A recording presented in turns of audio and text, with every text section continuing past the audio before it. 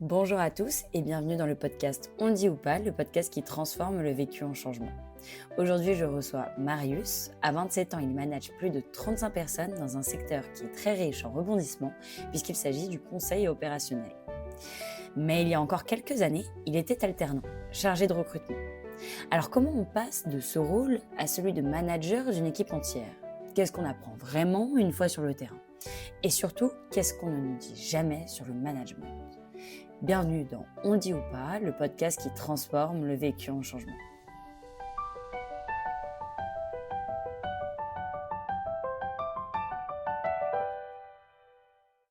Donc bonjour Marius. Bonjour Manon. Aujourd'hui, tu es responsable département de 35 personnes dans une société de conseil opérationnel. Mais concrètement, d'où viens-tu ? Je viens de la campagne Solognotte où j'ai vécu pendant 23 ans, loin des radars parisiens. Et alors, comment tu arrives dans cette société de conseil opérationnel parisienne, dans un métier assez spécifique, qui est donc, tu es passé par le recrutement, par l'ingénierie d'affaires, aujourd'hui tu es manager et responsable de département. Comment tu arrives ici ? Pour la petite histoire, j'ai fait du droit sur Orléans en licence, quoi, à la fin de ma licence. Donc je me suis lancé dans un master de droit à Orléans. Je me projetais pas forcément dans les métiers du droit, donc je me suis dit que j'allais arrêter. Et je travaillais chez Red Bull pendant 6 mois, et je me suis dit que bon, c'était un métier sympa, mais qu'il fallait peut-être que je pense aussi à la suite. Donc je suis monté à Paris. J'ai vraiment trouver une école en alternance sur internet. J'ai vu cette école-là, j'ai postulé, il fallait trouver une alternance. J'ai rencontré la société de conseil où je suis actuellement, où j'ai commencé donc en alternance, uniquement sur la partie recrutement. Et donc, quand tu arrives en tant qu'alternant, être manager, c'est un objectif pour toi ou pas ? Non, pas du tout. Moi, c'était loin de moi tout ça. Je faisais que du recrutement. De base, je me suis dit: «OK, RH, ça a l'air de toucher à plein de trucs, ça a l'air cool». Moi, j'accompagnais, les managers et les ingénieurs d'affaires, sur la partie recrutement, mais pas du tout dans l'optique d'être manager, loin de tout ça, quoi. Quand tu arrives dans le conseil, qu'est-ce qui te surprend le plus ? Est-ce que tu as une situation qui t'a vraiment surpris quand tu es arrivé ? Bah, c'est vrai que j'avais de base peut-être une mauvaise image du conseil où c'était vraiment, voilà, c'était un peu à la chaîne, sans forcément, d'intérêt pour, le consultant, et moi, c'était vraiment pas du tout ce que je voulais, et puis j'avais pas du tout un profil, commercial, on va dire. Je pense que je suis fait pour, peut-être pour travailler un peu dans le social, mais j'aime peut-être un peu trop l'argent pour ça. Et du coup, bah, j'avais bien aimé l'approche qui m'avait été présentée au sein de cette société où les consultants, on sentait ce sentiment d'appartenance. J'avais fait plusieurs entretiens du coup moi avant de rejoindre cette société, et chose que je ressentais pas forcément dans les approches qu'on m'avait présentées auparavant. Et c'est ce que j'essaye de faire perdurer année après année auprès de mes équipes, quoi. Ouais, parce que pour remettre dans le contexte, du coup, la société de conseil opérationnel dans laquelle tu es, vous embauchez donc des consultants qui sont en CDI chez vous et qui interviennent donc sur site du client pour des missions. C'est ça, donc ils ne travaillent pas directement avec vous, les consultants. C'est ça, ouais. Ils sont directement sur le site de nos clients.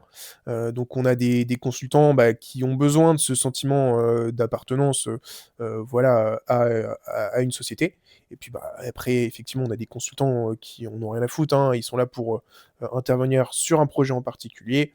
Mais à la fin de ce projet, que ce soit chez nous ou ailleurs, tant pis.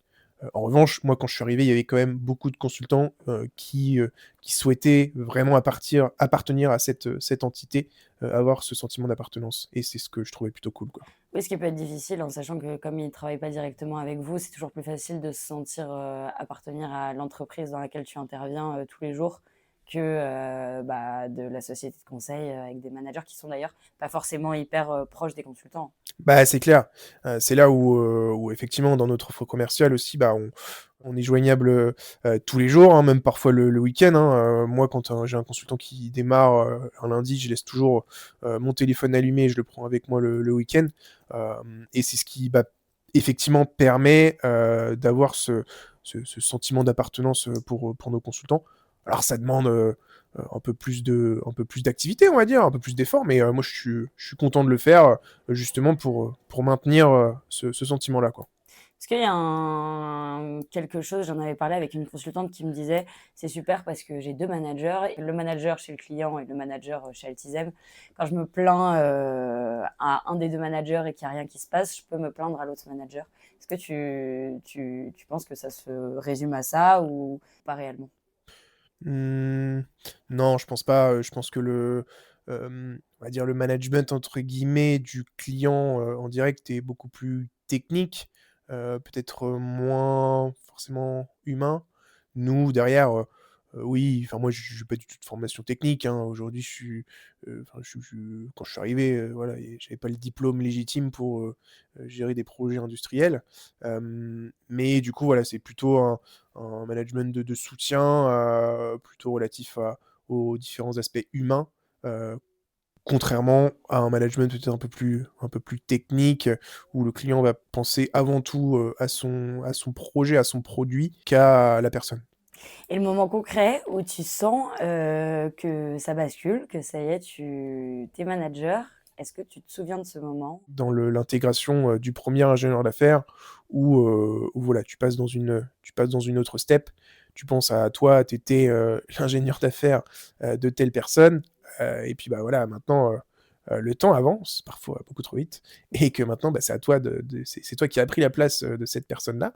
Après, oui, on a des formations aussi au niveau du groupe, donc cette société fait partie d'un groupe. Et quand, du coup, on commence à coacher, on va avoir des formations avec, bah, plusieurs personnes qui sont, à ton niveau, à ton échelle et ça permet de parler, librement des situations, qu'on a vécues, de comment faire dans telle ou telle situation et bah, c'est on se rend compte que, bah, on n'est pas tout seul aussi dans des cas qui sont parfois compliqués. Et je trouve ça plutôt bien, voilà, que dans des grosses entités, de pouvoir créer des groupes avec des personnes bah, qui vivent les mêmes situations que toi au quotidien. Ça permet, voilà, de se comparer, d'être solidaires aussi, entre nous et de se rendre compte que, bah, on n'est pas tout seul, quoi. Aujourd'hui, pour moi, un manager, c'est quelqu'un qui peut justement, gérer des situations de crise, et toutes les situations de crise, sur lesquelles on peut être confronté et du coup, bah, gérer ces situations de crise pour nous, pour notre périmètre et aussi, bah, pour notre ingénieur d'affaires. Typiquement, hier, j'ai dû mettre fin à une période d'essai. C'est pas des moments qui sont évidents et ça, pour le moment, je peux pas le laisser faire à mon ingénieur d'affaires, qui l'avait jamais fait de base et pour moi, c'est plutôt à mon rôle de faire ça, quoi. Donc pour toi, ce qui est le plus important quand tu es manager, c'est de savoir prendre la responsabilité de la gestion de crise? Bah, le plus important, oui, c'est en tout cas, c'est l'élément déclencheur qui va se dire: «OK, bon, bah, aujourd'hui, je suis prêt aussi à transmettre et à pouvoir, intégrer des personnes dans mon périmètre, quoi». Est-ce que toi, tu te sentais prêt, franchement, pour manager au début, pour ton premier Mmh. consultant? Hem, non, avec du recul, non, parce que moi, je suis arrivé dans le conseil, encore une fois, au début, j'étais vraiment en mode, bon OK, je vais découvrir, mais de là à avoir des grosses enfin des responsabilités, on va dire, pas du tout, surtout que j'étais encore en alternance donc d'un point de vue légitimité, ça pouvait être compliqué, ça pouvait être mal vu aussi et ce que je comprends tout à fait. Moi aujourd'hui, voilà, je me mets à la place d'un consultant, qui a 35 ans, parce que c'était le cas, bah, mon manager, c'est un alternant. Bon, au niveau crédibilité, ça peut être un peu compliqué. C'était mon cas aujourd'hui, donc non, ouais, effectivement, c'était compliqué. Ouais, j'ai pas dit que j'étais alternant, hein, parce que sinon ça aurait pu, justement, créer un peu de frustration de son côté. Tu me parles d'illégitimité du coup, par rapport à ton âge, par rapport à ton expérience et par rapport à l'âge et l'expérience des personnes que tu manages. Est-ce que tu as une situation concrète, où, tu arrives, tu te dis: «Mais en fait, j'ai aucune légitimité, à être ici, quoi»? Ouais, enfin, oui, quand, bah, effectivement, du coup, quand on fait des prospections et que, bah, un client nous confie un projet où il a besoin d'un consultant. et que, bah, du coup, nous, on prépare ce consultant à cet échange et que, bah, du coup, il y a cet échange. Tu te retrouves, dans une salle Teams ou alors en physique, devant, un directeur, enfin industriel qui va gérer des projets industriels, d'une très grande entreprise, et puis, bah, un consultant, voilà, qui a 20 ans d'expérience, et toi, tu arrives et tu te dis: «Bon, bah, on est jeudi, demain, j'ai école». Bah, ouais, tu te dis: «Bon, bah, qu'est-ce que je fous là, quoi?» Et du coup, bah, tu vis un petit peu dans le secret où enfin, moi, j'avais décidé de pas dire à mes consultants. Bon, ça va, j'en avais pas non plus énormément, j'étais vraiment très scolaire et focus école. Mais du coup, ouais, non, j'avais pas dit à mes consultants, du coup, que j'étais en alternance, bah, d'un point de vue crédibilité, déjà que j'étais jeune, et que ça pouvait porter défaut, enfin me porter défaut, enfin préjudice plutôt, au début. Du coup, j'avais fait le choix de rien dire, ouais. OK, donc tu switchais entre manager des consultants sur des gros projets d'envergure aller à l'école avec ton sac à dos sur le dos, quoi. Ouais, exactement, et réciter mes tables de multiplication au tableau. Et comment tu fais, dans cette situation-là? Tu es jeune, bah, je pense que c'est un peu stressant quand même. Comment tu fais pour affronter le stress? C'est quoi? C'est la commedia dell'arte ou? Ouais, non, c'est vrai que c'est dans la fosse au lion, quoi. Tu stresses, c'est vrai que faut pas non plus, faut supporter le stress, quoi. Faut pas Ouais, être, ultra, un mec qui est dans l'angoisse. Moi, j'ai vu des gars passer, qui sont restés, voilà, 1 mois, ils avaient des problèmes de peau et tout, avec le stress. ouais. Parce que tu es dans la fosse au lion et que je pense que c'est pas non plus ouvert à tout le monde. Faut quand même bien gérer son truc, quoi. J'ai Même moi l'impression que c'est quand même qui avec vous enfin, tu as pas mal d'autonomie dans ce métier-là, très rapidement, hein, on te délègue pas mal, bah, ouais, carrément, bah, de toute façon, c'est ce qu'il faut parce que, en soi, si déjà tu es jeune, tu es alternant et en plus tu es accompagné par quelqu'un, bah, là, ta crédibilité, elle prend un coup sur le Bah, casque. oui, mais ça Donc peut être plus rassurant. ça peut être plus rassurant, mais c'est pas l'objectif. Quand tu es recruté, c'est pas ton objectif aussi parce qu'on va recruter aussi, des gens qui ont la niaque et qui ont la personnalité, pour, justement, être dans la fosse au lion, sortir de sa zone de confort et puis, bah, avoir ce petit côté commercial quand même, ce côté rassurant: «Ouais, je suis jeune, ouais, je suis alternant, mais tu le sais pas, mais fais-moi confiance, donne-moi ton projet, je m'en occupe avec l'intermédiaire de mon consultant, et ça va bien se passer». Il faut vraiment avoir cette assurance, quoi. Est-ce que, c'est déjà arrivé que tu aies quelqu'un de ton équipe ou même un groupe de ton équipe qui ne te respecte, absolument pas? Bah, l'équipe de consultants, non, ils sont plutôt respectueux par rapport à ça, même si, bah, au début, voilà, quand tu as 23 ans, tu as pas forcément, tous les codes, ça peut être compliqué de se retrouver devant un mec de 50 berges, voilà, qu'on fait qu'à sa tête. Après, management interne, hem, moi enfin, on m'avait recruté une alternante pour le coup, encore merci, qui justement que je formais, voilà, on était en onboarding sur les 2 premières semaines et puis non, elle était sur son téléphone, constamment, elle bâillait, elle soufflait tout le temps, c'était insupportable et du coup, bah, oui, c'était un manque de respect, mais en soi, là, pour le coup, j'avais pu mettre, fin à sa période d'essai.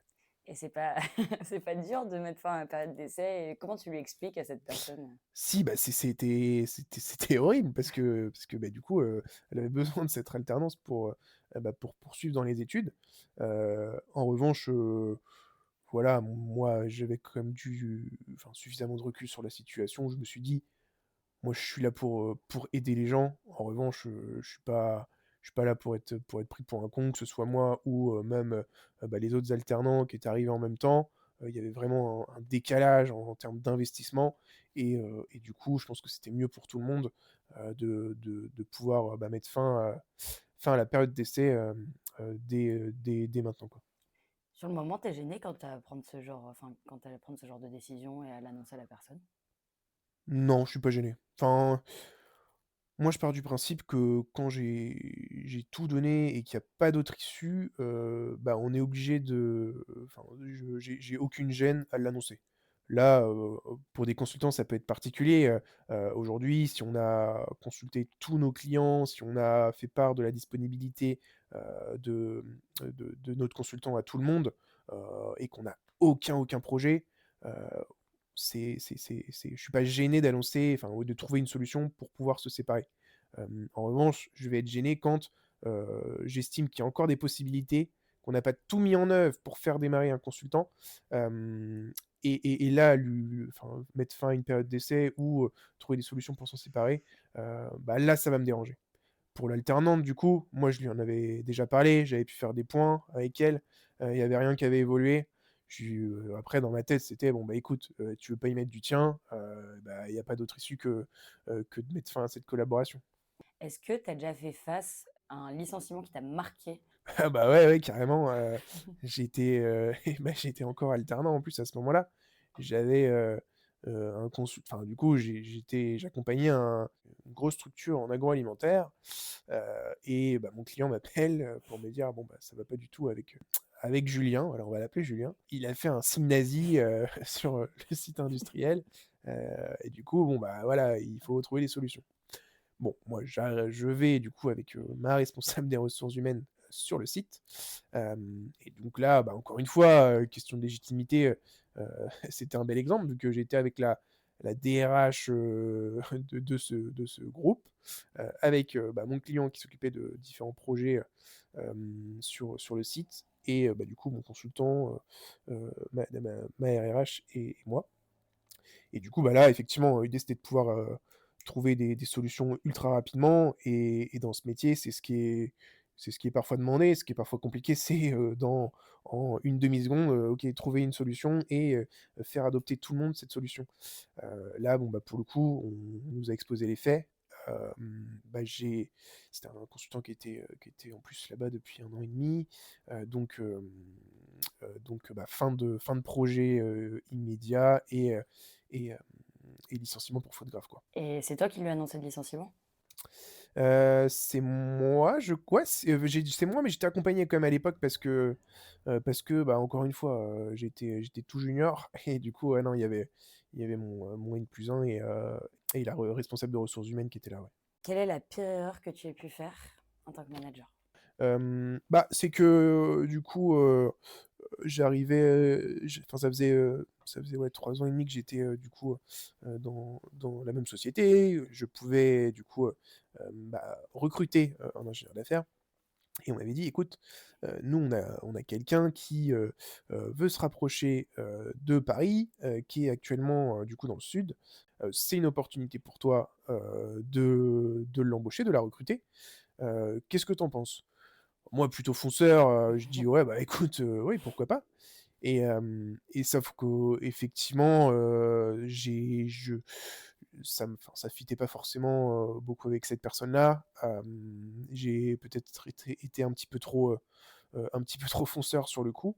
Est-ce que du Pas coup, tu l'as pas rencontré en entretien? Ouais, Toi, c'est voilà, je l'ai important de pas je l'ai rencontrer pas en entretien? rencontré en entretien, petit coup de téléphone pour lui dire, «Ouais, ouais, je suis ravi que tu rejoignes mes équipes», mais bon, c'était vraiment, par pure politesse parce que je ne la connaissais pas C'était pas et toi qui l'avais choisi, en fait? non, c'était pas moi du tout, ouais, c'était pas moi du tout et ouais, au bout de 3 jours, elle a mis fin à sa période d'essai. Heureusement, enfin, je pense que c'était une bonne chose pour elle et pour moi parce que voilà, je commençais, à arriver le matin en me disant: «Ouais, putain, j'avais pas le feeling avec cette personne-là» et je pense que pour la première recrue, il faut quand même, être dans un minimum de confort ou bien s'entendre avec cette personne-là et c'est important de recruter, voilà, son premier junior soi-même. Voilà, Faut le rencontrer en ouais, entretien, voilà, faut le rencontrer en entretien, faut savoir, ce qu'il aime, faut connaître ses valeurs, c'est ultra, ultra important, ouais.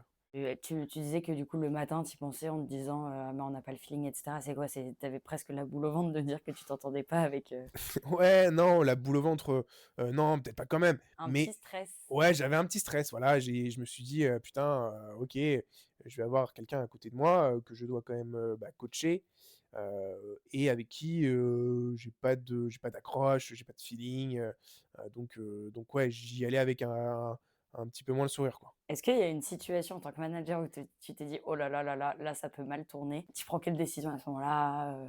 Est-ce que tu stresses? Tu fais genre que ça va? Carrément, j'avais un consultant, aussi qui était une belle ordure pour le coup que j'avais pas recruté, mais qui était du coup en intercontrat et moi j'avais un projet pour lui. Je savais qu'il était particulier, mais bon, il fallait aussi penser à l'agence, il pouvait pas rester en intercontrat trop longtemps. Donc j'avais présenté, ce consultant-là, à mon client, qu'on avait bien entraîné pour qu'il puisse réussir l'échange client. Il a réussi l'échange client, donc il va sur site. À savoir que moi, j'avais déjà une consultante là-bas qui était, du coup, d'origine africaine et au bout de 3 jours, ma consultante m'appelle en me disant: «Oui, ce nouveau consultant m'a dit des trucs horribles, comme quoi, ça lui faisait bizarre de, me voir manger avec une fourchette», heu et du coup, enfin et j'en passe, hein, ça c'était, une phrase parmi tant d'autres. Donc bon, là, je me Quelle a suis été la première réaction? bah, là, j'étais choqué, je savais que non, mais je savais qu'il était particulier ce mec, mais de là à avoir des propos, racistes, voilà, vraiment pas. Donc bon, effectivement, bah, fin de projet tout de suite, il retourne en intercontrat, sauf que, il faut savoir que, des propos racistes, il faut avoir des preuves, il faut avoir, plein de témoignages, chose qu'on n'avait pas. Du coup, on a dû garder ce consultant en intercontrat, donc c'est-à-dire qu'il était rémunéré, sans être facturé derrière. Donc voilà, c'est un coût pour la boîte. C'est vu comme un investissement, ce qui est normal. Mais là, pour le coup, c'était un investissement, sans investissement puisque, on savait qu'on allait avoir du mal à le refaire démarrer et surtout on ne voulait pas. Mais en Ouais. soi, il fallait aussi penser, au compte aussi de l'entreprise, ça peut arriver parfois. Du coup, il a redémarré sur un autre projet, Donc il redémarre parce que c'était pas possible malgré la faute qu'il ouais, avait fait et c'était pas possible de le licencier pour cette faute-là. Il y ouais, avait pas assez de preuves pour le c'est ça licenciement. et c'est ça et c'est là où je trouve ça horrible, enfin, c'est les limites de la législation française, mais parfois, bon, bah, le salarié est beaucoup trop protégé et là, c'était le cas aujourd'hui. Le mec, on le sait, il a des propos racistes, il a des propos déplacés, misogynes, et on peut rien faire. On peut pas le Parce qu'en même licencier. temps, certains managers peuvent, utiliser des procédures abusives justement pour au contraire, accuser des personnes à tort. Bah, ouais, bien sûr, c'est à double Ouais, mais ça du tranchant. coup, c'est les limites, ouais. Bah, ouais, c'est totalement les limites et du coup, bah, on a dû garder ce mec, lui retrouver un projet parce que dans tous les cas, il pouvait pas être là dans nos équipes, dans nos effectifs, sans projet ad vitam aeternam. Donc ce qu'on a fait et bon, bah, évidemment, ça s'est très mal passé. Au bout de 2 semaines, il avait volé des documents, ultra confidentiels, auprès de ce client-là. Donc, on a perdu, la confiance de ce gros client, qui nous a sortis, de leur panel de société. Hem Et du coup, bah, ce mec-là, là, on le convoque. On avait, assez d'éléments pour pouvoir le licencier. Et là, on s'est dit: «Vas-y, ce mec, c'est quand même un électron libre, à tout moment, tu sais, il nous sort un schlass ou quoi, il arrive avec un» mais vraiment, on se dit: «Mais ce mec est trop bizarre, il peut foutre le feu à l'agence à tout moment» et bon, au final, bon, voilà, il ne s'est pas passé ça. Je suis encore là pour en parler aujourd'hui, miracle. Mais mais ouais, du coup, on peut s'imaginer quelques situations un peu dramatiques, quoi, parfois. Mais on peut se faire des films aussi, hein. Ouais, bien sûr. Avec toutes ces expériences maintenant, qu'est-ce que tu as compris sur le management? Bah, c'est vrai que quand on connaît pas du tout, le monde du travail, quand on connaît pas du tout le monde du conseil, on se dit que, bah, c'est forcément un management, pas tyrannique, mais où on hausse le ton parfois, même plutôt régulièrement. Moi, c'était pas du tout mon optique. Je me considère, pas comme un tyran. Je déteste m'embrouiller. Enfin, vous me direz, c'est quand même, qui aime bien s'embrouiller? Bah, je suis persuadé qu'il y en a qui aiment bien d'ailleurs. Mais vraiment C'est vrai en plus, et ouais. oui, Il il y y en a a des qui petites sont en histoires et tout. confiance dans le conflit, je Ah pense. ouais, et c'est Ouais. horrible, je déteste ça. Du coup, bah, moi, mon objectif, c'est vraiment de rester, je pense, terre à terre, d'expliquer les choses, sans forcément, voilà, utiliser la voix pour me faire comprendre. Et justement, je pense que c'est un atout parce que quand, quand tu utilises, bah, rarement justement un ton différent, mais quand tu l'utilises, voilà, je pense que c'est beaucoup plus clair et ça passe, on peut se dire: «OK, bon là, j'ai fait de la merde, j'écoute, quoi». En plus, je pense que c'est difficile parce que quand tu commences à manager jeune, bah, comme du coup, tu as ce sentiment d'illégitimité, tu as l'impression que pour te faire respecter, il faut absolument, bah, hausser la voix, Ouais, tu c'est vois, c'est ça. un peu naturel de se dire ça, je pense. Ouais, je pense aussi, ouais. Je pense qu'effectivement, tu jeune, tu viens de commencer dans le truc et pour t'imposer, pour te faire respecter, voilà, tu hausses la voix, tu veux montrer quoi, heu et pour moi, ouais, c'est pas du tout la bonne solution, quoi. Moi, Mmh. j'aime pas du tout. Tu te qualifierais comment aujourd'hui en tant que manager? Tu es quel type de manager, toi? Moi, je me suis toujours dit que, une fois que tu étais dans mon équipe, en CDI, que ce soit le consultant ou ingénieur d'affaires, OK, je suis garant de ta réussite, quoi. En tout cas, je vais tout mettre en œuvre pour te faire monter en compétences, pour te faire réussir. Hem et du coup, donc j'accompagne beaucoup, voilà, sur les premiers mois, hein, ce qui est normal. On a un gros processus de formation, d'accompagnement. En revanche, c'est aussi important, bah, pour l'ingénieur d'affaires qui puisse se tromper, chuter, être dans la fosse au lion, sortir de sa zone de confort. Parce que c'est aussi en se prenant des claques, voilà, qu'on va apprendre. Donc voilà, un accompagnement poussé, sur les premiers mois, hein, ce qui est normal. Et après, voilà, j'aime bien, être là en support, mais en laissant, voilà, une grosse autonomie quand même, hem, à l'ingénieur d'affaires. Et puis être là évidemment en situation de crise. OK, donc plutôt délégatif, mais paternaliste dans les moments de crise. Ouais, c'est ça, ouais. Ouais, ouais, délégatif effectivement. Bah, de toute façon, je pense que, on est obligé de déléguer à un moment donné, faut faire confiance, et si on fait pas confiance, bah, c'est que c'est pas la bonne personne qu'on a recrutée. Ouais. Donc c'est clair et puis oui, oui, bien sûr, toujours là si besoin, de toute façon, on est juste à côté dans les bureaux donc Donc je vais te poser des questions, tu vas me répondre honnêtement, le plus naturellement possible. Tu préfères, Marius, être aimé, mais ne pas être respecté, ou être respecté, mais ne pas être aimé par tes équipes? ouais, je préfère être respecté, mais ne pas être aimé. Pourquoi? Parce que, bah, niveau, hem, niveau li alors effectivement, quand on est aimé et quand on est respecté, c'est l'idéal, mais je pense que ce qui prime, avant tout, c'est de pouvoir être respecté. Je pense qu'on a pu voir ça quand on était, en cours, au collège ou au lycée, un prof, qui était pas respecté, bah, c'était n'importe quoi, dans la classe. Le Bah, chaos. c'est un peu pareil, ouais, pour ton équipe. Si tu es pas respecté, c'est vite le chaos. Il y a pas les attendus, il y a pas les chiffres qui vont suivre donc voilà, c'est important, de pouvoir être respecté, quitte à, voilà, à pas forcément être aimé, ouais. Tu préfères perdre ton meilleur client ou perdre ton meilleur consultant? Bah, les 2 sont un peu chiants, mais je préfère perdre mon meilleur consultant. Pourquoi? Parce que, bah, stratégie aussi, développement commercial. Oui, je perds qu'un consultant, mais du coup, bah, genre, je peux en garder, potentiellement 4 ou 5 chez ce client-là. Donc plus rentable aussi, bah, pour l'agence, pour mon équipe. On fonctionne business ici. Ouais, c'est ça, bah, on a toujours, un peu une stratégie quand même de business, j'ai pu j'ai pu le comprendre là depuis, un certain nombre d'années donc non, non, effectivement, on garde le client, mais bon, on envoie des petits textos, on prend des nouvelles du consultant. Je trouve ça difficile de bien manager humainement dans ce contexte-là de société de conseil où en fait c'est un peu votre développement commercial dépend de personnes et pas de produits dans ce contexte-là.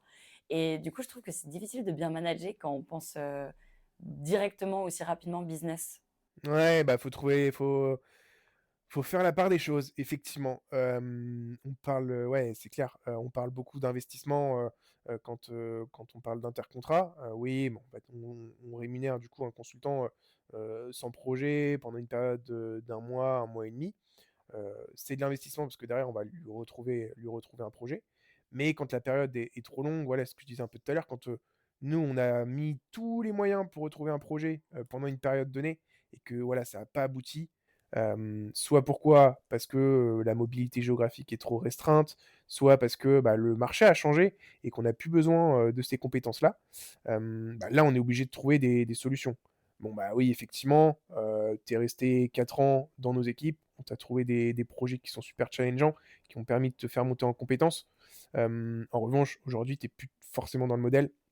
Donc l'idée, c'est de pouvoir trouver un commun accord, pour, se séparer et arrêter cette collaboration-là. Mais effectivement, faut trouver vraiment les limites entre management, et business et c'est le défi au quotidien, en fait, hein. Je pense que c'est le plus gros défi, ouais, du conseil. C'est une très bonne question, c'est vrai. Et en plus, ça me fait penser quand tu me disais, bah, là pour, ton consultant, parfois en fait Mmh. tu recrutes des consultants qui sont pas du tout en adéquation avec tes principes. Ouais, bah, alors c'est rare, hein, et heureusement, aujourd'hui, tu vois, je le referais plus. Mais tu le faisais quand tu étais plus Ouais, enfin je le faisais parce que, bah, toi aussi tu veux faire de la croissance, dans ton équipe, et du coup, bah, tu faisais, forcément, un pas sur certaines choses. Maintenant avec l'expérience, bah, je vaut mieux, perdre un projet, plutôt que de le remporter avec quelqu'un, dont tu as pas confiance du tout et qui va t'apporter plus d'ennuis qu'autre chose. Et ça, je referai plus l'erreur effectivement. Mais effectivement, au début, tu es à même de remporter des projets avec des personnes qui sont pas fiables, quoi. Alors que ouais, tu le sais, tu le sens, mais bah, ouais, tu penses à la stratégie business qui est une erreur. ouais et d'ailleurs à long terme, c'est négatif pour la stratégie parce que c'est des personnes qui finissent par partir ou Ah, que c'est ça clair, bah, fonctionne qui pas tout de finissent par suite. partir ou qui font de la merde, chez le client, donc bah, tu perds le client là comme ce fut le cas la dernière fois, donc bon, j'en rigole, mais c'est un peu chiant quand même. Mais bon voilà, toujours, ça reste du boulot. Moi il nous est arrivé, il m'est arrivé des cas qui sont, cocasses, pas drôles, mais voilà, on prend du recul sur tout ça, on prend une grosse aspiration et puis surtout quand ça va pas bien, ce qui est important, c'est qu'on a quand même, enfin moi là particulièrement, j'ai une équipe de consultants, que j'adore, qui déchirent. Il y en a, ça fait, 3 ans qu'ils sont dans mes équipes et heu Ouais, et c'est quand bien. je tombe sur des consultants, voilà, qui sont pas du tout en adéquation avec les valeurs ou avec, bah, le monde, on va dire, du conseil, un petit coup de fil, aux consultants, voilà, qui sont là depuis plusieurs années, qui te rebottent le moral, c'est ça qui me régale aussi. C'est qu'aujourd'hui, j'ai des consultants qui comprennent aussi notre métier, qui est difficile, mais que j'ai choisi, hein, donc moi, j'ai pas de souci par rapport à ça. Mais les mecs qui sont là, ils sont adorables, quoi. Ils sont: «Ouais, Marius, t'inquiète, vas-y, on va te prendre une bière, dès que tu viens sur site, t'inquiète, passe à autre chose et tout». Donc c'est aussi, il y a beaucoup de consultants qui comprennent notre métier et avec qui, voilà, c'est un régal d'avancer, quoi. Tu penses que ça passe par la transparence aussi, le fait que tu t'entendes bien avec tes consultants, que Ah tu leur ouais, total. montres la réalité de ton métier, qu'ils ne voient pas Ouais. forcément eux, tu vois? Ah ouais, ouais, ouais, ouais, ouais, ouais, moi je suis totalement transparent sur, bah, tous les aspects, hein. Des fois on me demande: «Mais je suis facturé combien?» Moi, je peux le Ah dire, ouais? ouais, sans souci, hein. Il y en a qui sont gênés de l'apprendre, mais après tu leur expliques, tu dis: «Bah, mec, si tu es en intercontrat, bah, tu es rémunéré. Aujourd'hui, demain, bah, il y a plus de projet, sur le client, bah, tu es quand même en CDI. Nous, on va te retrouver un projet» et puis, bah Et puis et c'est on pas a les mêmes horaires aussi, hein, ouais, c'est pas les mêmes horaires, c'est sûr et puis surtout après on a des frais de structure, on a plein de frais et puis, bah, on doit aussi, bah, faire une marge pour, bah, comme toute société, quoi. Donc après bon, les mecs sont smart, nos consultants généralement, donc ils le comprennent très bien. Mais voilà, la toujours transparent, ouais. transparence, ouais. Tu préfères dire une vérité qui dérange ou arrondir les angles pour préserver l'ambiance? Hem, ouais, je préfère dire une vérité qui dérange parce que arrondir les angles, sur le long terme, je pense que ça fait que repousser le problème. Or, si je dis une vérité qui dérange, bon, bah, voilà, tu mets une pomme de pain dans la chaussure, mais ça fait mal, ça fait mal dès le début. Mais après la pomme de pain, tu la retires et puis, bah, c'est bon, c'est passé, on s'est dit les choses, et maintenant, on est intelligent et on avance comme ça, quoi. Est-ce qu'il y a un truc, que tout le monde idéalise dans le conseil, mais qui est pas vrai du tout? Ouais, pour les ingénieurs d'affaires, effectivement, c'est un métier, d'intrapreneur. C'est-à-dire que, bah, tu vas démarrer, ta feuille est, voilà, elle est vraiment blanche, hein, comme je le disais tout à l'heure.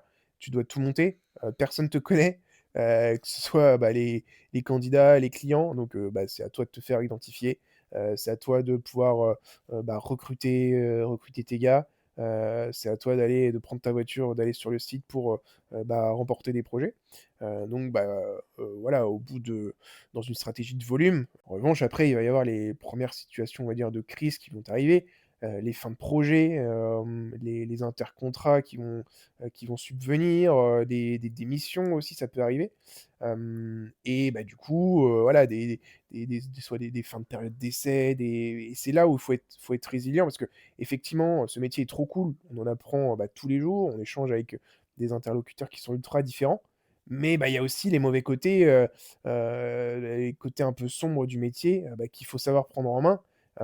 Et c'est pas évident et tout le monde, je pense, n'a pas les épaules pour le faire, dès sur son premier emploi, quoi.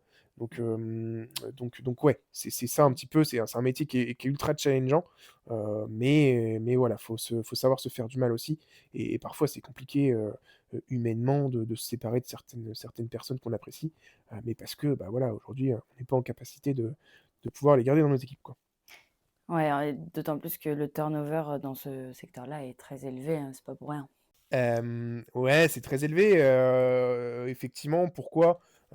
Parce que c'est vrai que le conseil, c'est aussi souvent, utilisé comme un tremplin, pour, engranger de l'expérience, chez les personnes juniors notamment. Moi, le turnover que j'ai, c'est beaucoup de mobilité, voilà. Aujourd'hui, on demande à nos consultants d'être mobiles pour, bah, pas se fermer de porte et trouver, des projets de plus en plus challengeants. Mais au bout d'un moment, voilà, il y a la vie de famille qui s'installe, il y a l'enfant, il y a la maison et du coup, bah, une mobilité, bah, trop restreinte qui est, difficilement conciliable avec le mode de vie de consultant et c'est là que la collaboration peut prendre fin et ce qui peut, voilà, faire accélérer un petit peu le turnover. La dernière question pour toi, Marius. Selon toi, est-ce que tout le monde peut manager? Bah, sur la forme, oui, hein, et tu vas voir, ça fait 20 ans que tu es dans la boîte, tu vas voir, ton patron, tu dis: «Bon, bah, je veux manager». «Bon, bah, OK, je te fais confiance, Bah non, hein. je te mets 2 gars en dessous de toi, vas-y manage». Oui, sur la Sur forme. la forme, mais sur le fond, non, bien sûr. Sur le fond, tu as qui sont trop impulsifs, tu as qui, ne se mettent pas à la place des gens, tu as qui sont, bah, trop individualistes donc non, pour moi, non. En revanche, tout le monde ne peut pas manager, mais ça s'apprend pas, tu sais, enfin, pour moi, ça s'apprend pas à l'école, tu sais, les trucs de management et tout, moi, j'y crois pas. Ça, c'est avec ton expérience, ce que toi, tu découvres au fil de la vie, ce qu'on t'apprend, franchement, il y a plein de choses qui vont justement influer sur, bah, ta façon de manager et puis, bah, du coup, après ça passe ou ça casse, quoi, j'ai envie de dire. Pour moi, la plus grande qualité d'un manager, je ne sais pas ce que tu en penses, mais c'est la remise en question. Pour moi, si tu réussis à te remettre en question, tu seras toujours un manager qui va évoluer, peu importe si au début, bah, tu n'as pas les bons réflexes, tu n'as pas peut-être les bons comportements en tant que manager. En fonction des erreurs que tu fais, si tu sais te remettre en question, en fait, tu peux que devenir un bon manager. Ouais, c'est clair, non, je suis d'accord. Après, l'admettre aussi, en face to face, ça peut être compliqué d'un point de vue positionnement pour certaines personnes, je pense, qui sont, bah, très axées dans, moi je dois toujours avoir raison, je dois toujours montrer que j'ai raison, que c'est comme ça qu'il faut que je fasse. Mais, effectivement, je pense qu'on a plus de chances de réussir, en se remettant en question et je pense que c'est mieux, et pour soi-même et puis, bah, Pour l'équipe. pour l'équipe, ouais, voilà, Le voilà, bah, montrer même, montrer ses faiblesses à l'équipe pour les et montrer inclure. ses faiblesses à l'équipe et Bah voilà, ouais. je n'ai plus rien à dire maintenant, mais prenez le micro, je vous en supplie. Bon, bah, merci beaucoup Marius, pour, cet épisode. C'était un plaisir de te recevoir.